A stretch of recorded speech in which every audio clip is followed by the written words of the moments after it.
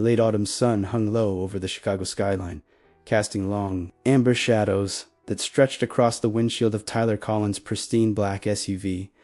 Tyler, a 36-year-old captain with the Chicago Fire Department, felt a rare sense of accomplishment as he adjusted his grip on the leather-wrapped steering wheel. For years, his life had been a chaotic blur of sirens, the metallic scent of blood, and the suffocating heat of structural fires. He was a man defined by his bravery in the face of physical danger, a hero to the city, but a ghost in his own personal life. However, today felt different. Today was supposed to be a victory lap. Beside him sat Angela Lewis, a 31-year-old corporate attorney with sharp, intelligent features and a wardrobe that whispered of old money and high-stakes litigation. They had been together for exactly 5 months, a whirlwind romance that had culminated in a massive 3-carat diamond ring resting on Angela's finger just 2 weeks ago. To the outside world, they were the ultimate power couple, the brave first responder and the brilliant legal mind. For Tyler, Angela represented a clean slate, a way to finally leave behind the messy, emotional scars of his youth and step into a world of curated stability and social prestige. They were currently navigating the congested streets of the North Side, heading toward a formal lunch at his parents' estate in the suburbs.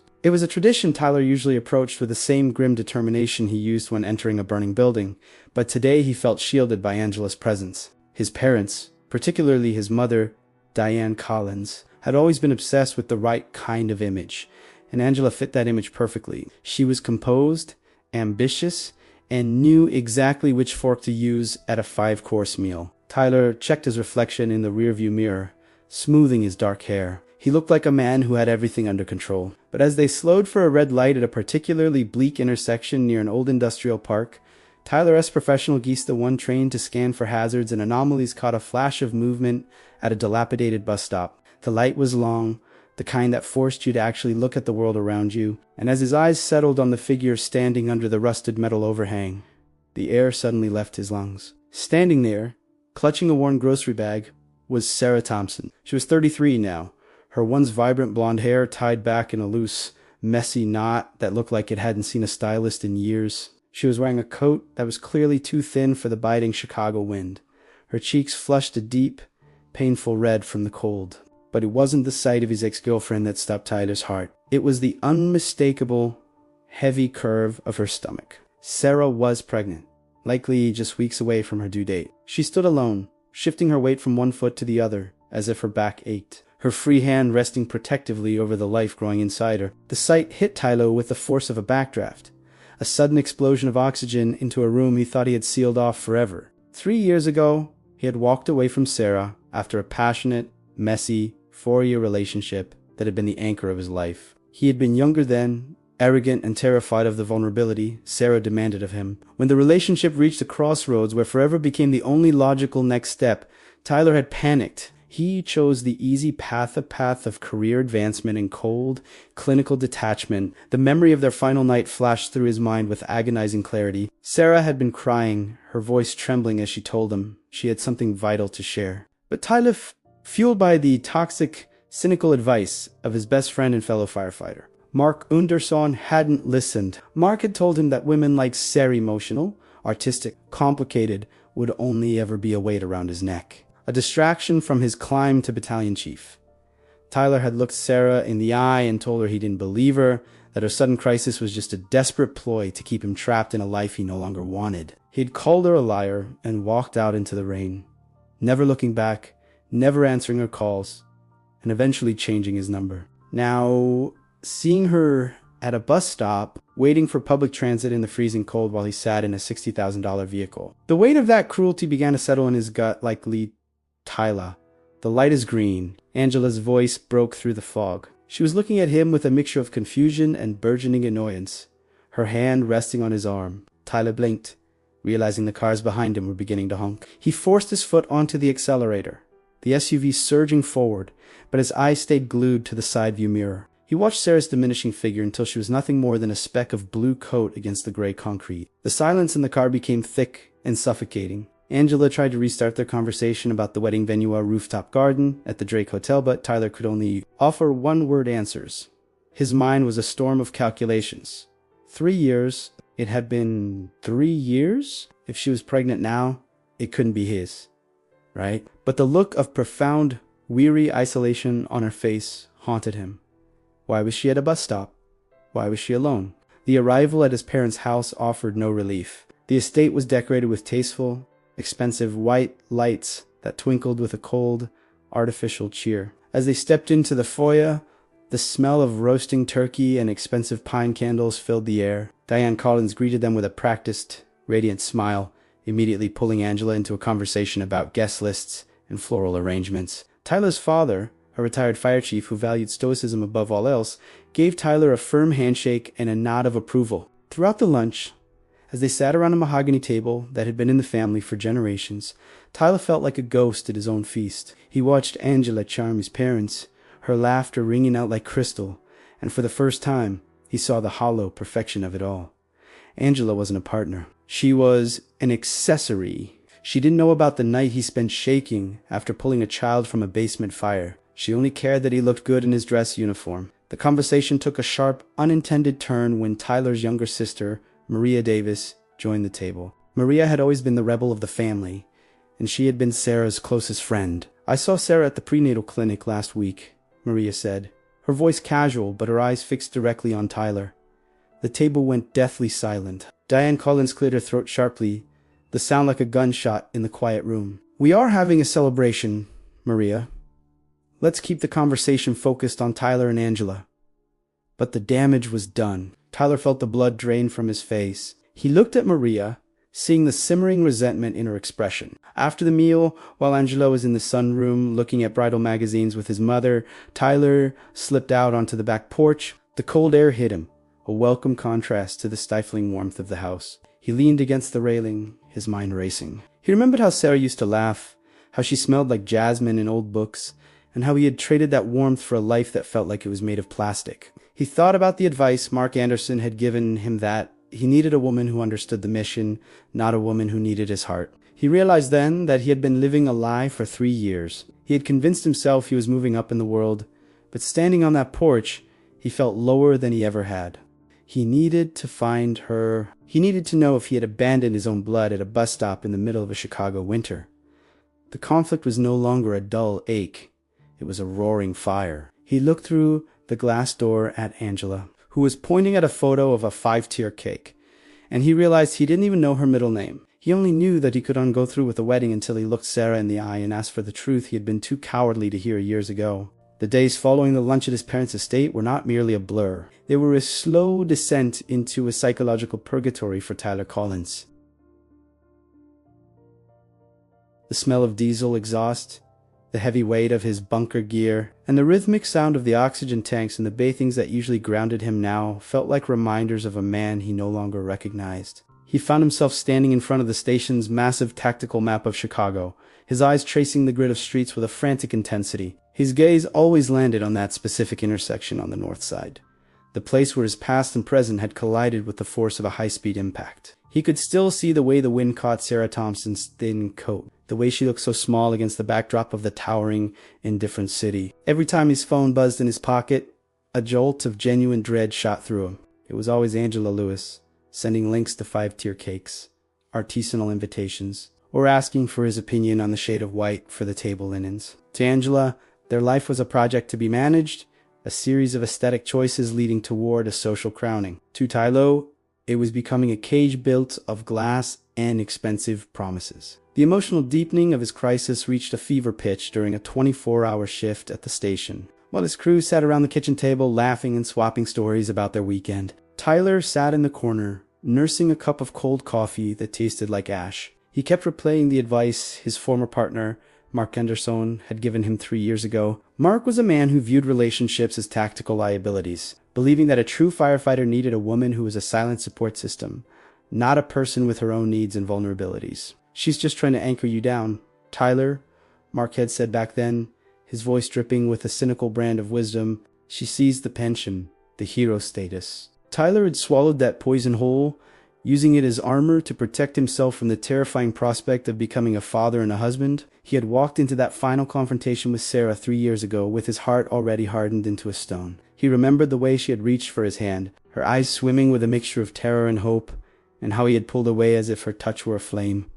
He had called her a manipulator. he had called her a liar. And then he had walked out into the Chicago rain, convinced he was finally free. Driven by a desperation that bordered on obsession, Tyler spent his off-duty hours patrolling the neighborhood where he had spotted her. He didn't tell Angela where he was going. He lied and said he was pulling extra shifts or heading to the gym. He felt like a criminal returning to the scene of a crime. On the third day, under a sky the color of a bruised plum, he saw her. She was exiting a small, cramped apothecary on 4th Street, a place that sold herbal teas and holistic medicines. He watched her through the windshield, his heart hammering a frantic rhythm against his ribs. She was struggling with 2 heavy brown bags, her pace slow and agonizingly deliberate. Up close, the transformation was even more heartbreaking. Sarah had always been a woman of light and movement, a nutritionist who believed in the vibrancy of life. Now, she looked like someone who was simply enduring. The dark circles under her eyes were like ink stains on her pale skin, and her movements were heavy with a fatigue that seemed to go down to her very marrow. He followed her at a distance, feeling like a predator, yet acting out of a twisted, belated sense of protection, until she reached a modest, slightly run-down brick apartment building.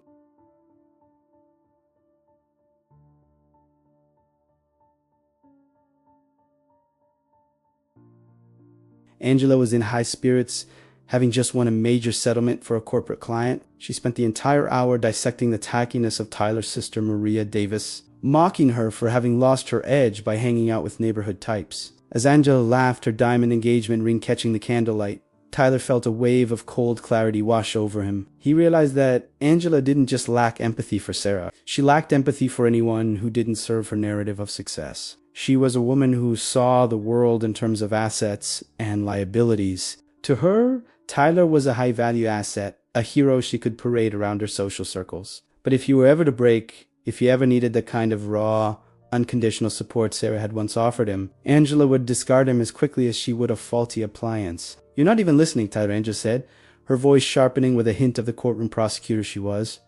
She set her wineglass down with a precise click. "I'm talking about our future. My father wants us to spend Christmas at the club in Aspen." Tyler looked at her, and for the first time, he saw the hollow perfection of her beauty. "I saw Sarah," he said quietly, the words cutting through her chatter like a blade. The silence that followed was deafening. Angela's expression didn't soften into concern. It hardened into a mask of cold fury. The ex-girlfriend, the one who tried to trap you. In that moment, the pedestal he had built for Angela crumbled into dust. He saw the cruelty in her eyes, the same cruelty he had once used against Sarah. He realized then that he couldn't marry this woman. He couldn't build a life on a foundation of such profound indifference. The next morning, Tyler bypassed the station and drove straight to Sarah's apartment building. He stood in the dim, drafty hallway for what felt like an eternity, his hand hovering over the scarred wooden door of 3B. When he finally knocked, the sound felt like a gunshot. The door opened slowly, and there she was, framed by the light of a single lamp in her entryway. She didn't scream. She didn't throw things. She simply looked at him with a weary, profound sadness that was more painful than any physical injury he had ever sustained in the line of duty. "Tyler," she whispered, her hand instinctively moving to protect her stomach. The silence between them was thick with 3 years of unspoken apologies and unhealed wounds. Tyler tried to find his voice, but it felt lodged in his throat. He looked past her into the apartment. It was small and cramped, filled with the scent of lavender and the sight of secondhand baby supplies and boxers of diapers stacked in the corner. He finally managed to ask, his voice cracking. He wasn't asking out of jealousy. He was asking out of a desperate need to find a way to make things right. Sarah leaned against the doorframe, a bitter, ghostly smile touching her lips. She invited him in, and as they sat at a small kitchen table that shook when he rested his elbows on it,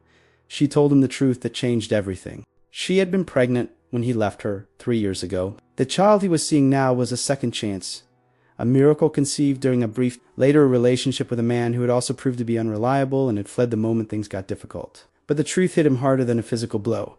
The first pregnancy, the one he had called a lie, had ended in a devastating miscarriage just weeks after he walked out. Tyler felt the world tilt on its axis.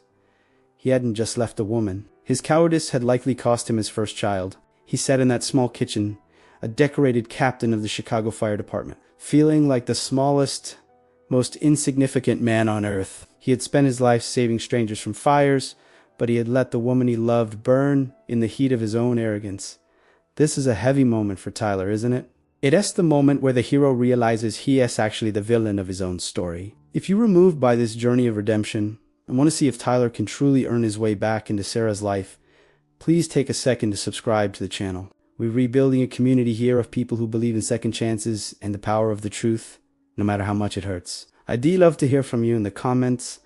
Have you ever had a wake-up call that completely changed how you viewed your past? What was the moment that made you realize you had to change your path? Your stories and reflections really help make this channel a special place for everyone. The air in Sarah Thompson's kitchen was thick with the scent of chamomile tea and the heavy, invisible weight of 3 years of silence. Tyler Collins sat on a mismatched wooden chair, his large frame making the small space feel even more cramped. For the first time in his life, the man who had faced down towering infernos felt completely pale. The revelation of the miscarriage of the child, that could have been there, acted like a physical weight on his chest, harder to breathe through than the thickest smoke. He looked at Sarah, really looked at her, and saw the lines of resilience etched around her eyes. She wasn't just a victim of his choices. She was a survivor of them. He realized then that his perfect life with Angela Lewis was nothing more than a hollow shell, a decorated bunker he had built to hide from the guilt of what he'd done. Sarah didn't ask him for money, and she didn't ask him for a hollow apology. She simply sat across from him,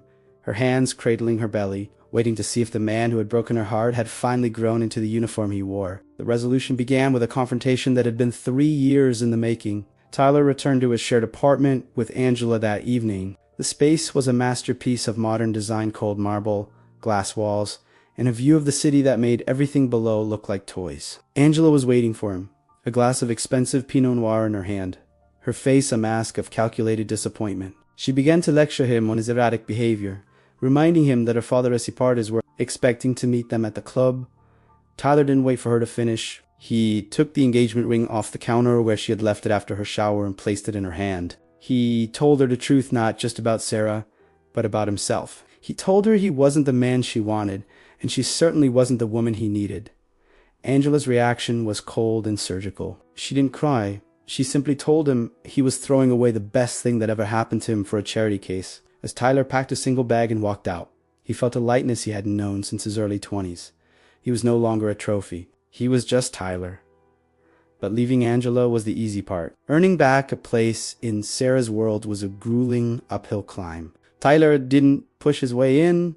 He showed up. He showed up to help her move a crib she had bought at a garage sale. He showed up with groceries when he knew she was too tired to shop. He showed up at the hospital when she went into labor 3 weeks early, standing in the hallway because he didn't assume he had the right to be in the room. When the nurse finally came out and told him he had a healthy daughter named Chloe, Tyler collapsed into a plastic chair and wept. It wasn't his child by blood, but in the quiet hours of that hospital night, he made a vow to the universe that he would be the father this baby deserved and the man Sarah had once believed he was. He spent the next year proving it, not with grand gestures, but with the quiet, consistent presence of a man who had finally learned that heroism is Yunnan, about running into fire zits, about staying when things get cold. The climax of their journey didn't happen on a battlefield or a gala stage. It happened on a quiet Tuesday morning in a small park near Sarah's new apartment. Tyler had spent months working a second job to help Sarah move into a safer neighborhood, and he had officially signed on as Chloe's legal guardian. As they watched the toddler chase pigeons, Sarah turned to him and asked the question he had been dreading. "Why did you come back, Tyler?" Tyler looked at the woman who had survived his worst version and the child who represented a second chance at life. He told her that guilt brought him to the bus stop, but the realization that he had been living a half-life without her was what kept him there. He didn't ask for her to love him again right away. He just asked for the chance to keep showing up. Sarah reached out and took his hand, her grip firm and warm.